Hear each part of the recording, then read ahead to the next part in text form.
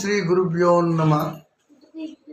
శ్రీ క్రోధినామ సంవత్సరం పాల్గొన మాసం, క్రోధినామ సంవత్సరం చైత్ర మాసం మొదలుకొని పాల్గొన మాసం వరకు మనం చెప్పుకున్న ప్రతి నెల కూడా తెలుగు నెలల ప్రకారంగా ఈ గోచారాన్ని చెప్పుకున్నాం. కన్యా రాశి గోచారం ఎలా ఉంది అంటే, ఇప్పుడు జన్మకేతు గురించి, ఇప్పుడు కన్యరాశి గురించి చాలామంది చాలా రకాల గొప్పగా చెప్పారండి. మరి నా పరిశీలనలో అంత గొప్పతనం కనబడలేదు. ఒక 6 రాశుల గురించి చాలా చెప్పుకోడు, మరి కోట్లకే అధిపతి అయిపోతారండి. ఎన్నో రకాలైనటువంటి వీడియోల్లో చూశాను.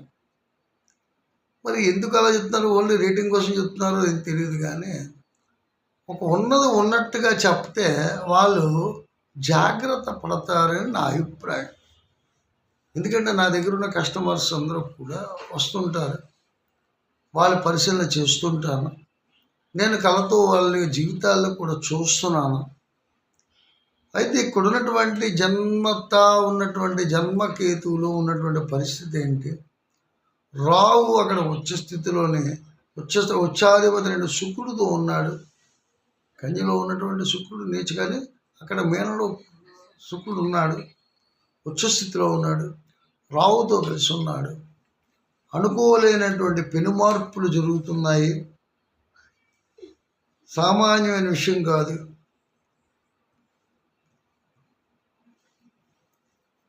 అయితే భాగ్యంలో గురుడు భాగ్యస్థానం బాగుంది, ధనంకి బాగుంది, దశమ స్థానం బాగుంది, కుజుడు వచ్చింది. దశమ రాజ్యాధిపతులు ఉన్నారు కాబట్టి, బలం ఉంది కాబట్టి బాగా ఆలోచించాలి. ఉపద్రవము తగ్గుతుంది. ఉపద్రవం అంటే వచ్చినటువంటి ప్రమాదం ఏదైతే ఉందో ఆ ప్రమాదాన్ని నుంచి దాడిని, ఎందుకంటే భాగ్యరాజాధిపతులు బాగున్నారు, సపోర్టింగ్స్ బాగున్నాయి కాబట్టి ఉపద్రవం నుంచి వాళ్ళు కొద్దిగా దాటుకుని వెళ్ళే అవకాశం ఉంది.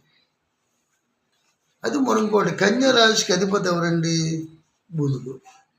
బుధుడు ఎక్కడ కలిసి ఉన్నాడు? ఎవరి దగ్గరికి వెళ్ళిపోయాడు? శుక్రుడితో కలిసి ఉన్నాడు. రాహు అక్కడ ఉన్నాడు.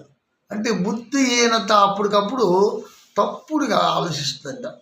బుద్ధి కుశలత ఆ క్షణం, ఆ నిమిషం, ఆ సెకండ్, దానివల్ల ఏ ప్రమాదం ముంచుకొస్తుందో అన్నటువంటి పరిస్థితి కూడా లేకుండా పోతుంది. నేను అది చెప్తాను. బుధుడు గొప్పవాడే, బుద్ధి జ్ఞానాన్ని ఇచ్చేవాడే, జ్ఞాన సంపన్నుడు, గణిత శాస్త్రవేత్త. మన ప్లానెట్స్ని, కాంతివంత సంవత్సర దూరంలో ఉన్నటువంటి ప్లానెట్స్ని మనం ఈ సిలబస్ కింద ఋషీశ్వరులు ఇచ్చిన సంపద. అంటే మానవ మనుగడకి కొంత అవగాహన ఉండడం కోసం ప్రొడక్షన్స్ ఆ విధంగా నడుస్తున్నాయి. మూఢనమ్మకం, మూఢ విశ్వాసం ఏం కాదు. అవి లేకపోతే నమ్మకమే లేదు. ఆ విధంగా నడుస్తుంది కాబట్టి శని ప్రభావం ఉన్నప్పుడు ఏ విధంగా ప్రాబ్లం పడుతున్నారు, అష్టమ శని ఉన్నప్పుడు ఏ విధంగా ప్రాబ్లం పడుతున్నారు, అష్టమ రాహు ఉన్నప్పుడు ఏ విధంగా ప్రాబ్లం పడుతున్నారు, ఇవన్నీ కూడా మనం చూస్తూ ఉన్నాము. మనం అంటే చదివినటువంటి ఏదైతే ఉన్నాయో ఈ సిలబస్ ఉందో ఇది పొల్లు కాకుండా ఉన్నది. దీని మీద వ్యాపారం చేసుకున్న వాళ్ళకి మరి అది వేరేలాగా ఉంటుంది. వ్యాపారపరంగా అదే బ్రతుకు తెరువుగా ఉన్నటువంటి వాళ్ళు ఏదైతే ఉందో వాళ్ళు రకరకాలుగా చెప్తారు. కన్యరాశి గురించి మూలని చెప్పుకొని వచ్చారు. కానీ ఇక్కడ కన్యరాశి వారికి, కన్యా కాంతలకి ఉన్నటువంటి ట్రబుల్స్ ఏదైతే ఉన్నాయో, ఆందోళన ఏదైతే ఉందో, ఆందోళన నుంచి జాగ్రత్త పడడం కోసం చాలా జాగ్రత్తగా నేను గోచారాన్ని పరిశీలించి వాళ్ళకి చెప్పడం జరుగుతుంది. కన్యరాశి వారికి బుద్ధి కుశలత కావాలి. మధ్యవర్తులు ఎవరైనా ఏదైనా చెప్తే మాటలకి మోసపోకండి. నమ్మక ద్రోహం జరుగుతుంది. మాయ మాటల్లో పడి మాయలో చిక్కుకొని కుటుంబ ఇబ్బందుల పాలు అవ్వకండి. భార్యాభర్తల అన్యోన్యత లోపిస్తుంది, ఆందోళనకరంగా ఉంటుంది.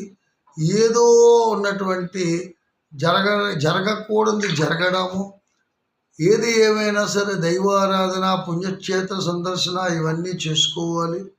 ఈ క్రోధినామ సంవత్సరంలో స్ట్రగుల్స్ ఏదైతే చివరి నెల నుంచి అనుభవిస్తున్నారో అవి కాకుండా విశ్వావసు నామ సంవత్సరంలో మంచి జరగాలని, మంచి అభివృద్ధిని కాంక్షించి మీ అభివృద్ధిని నిజంగా భగవంతుడు ఆశీస్సులు తీసుకొని చేసుకున్నటువంటి పూజా ఫలం కొంతలో కొంతైనా మీకు కాపాడు ఆ విశ్వాసనామ సంవత్సరం దిగ్విజయంగా ఉండాలని మనస్ఫూర్తిగా కోరుకుంటూ మరో ఎపిసోడ్తో ఉగాది పంచాంగ శ్రవణంతో మీ ముందుకు వస్తాను.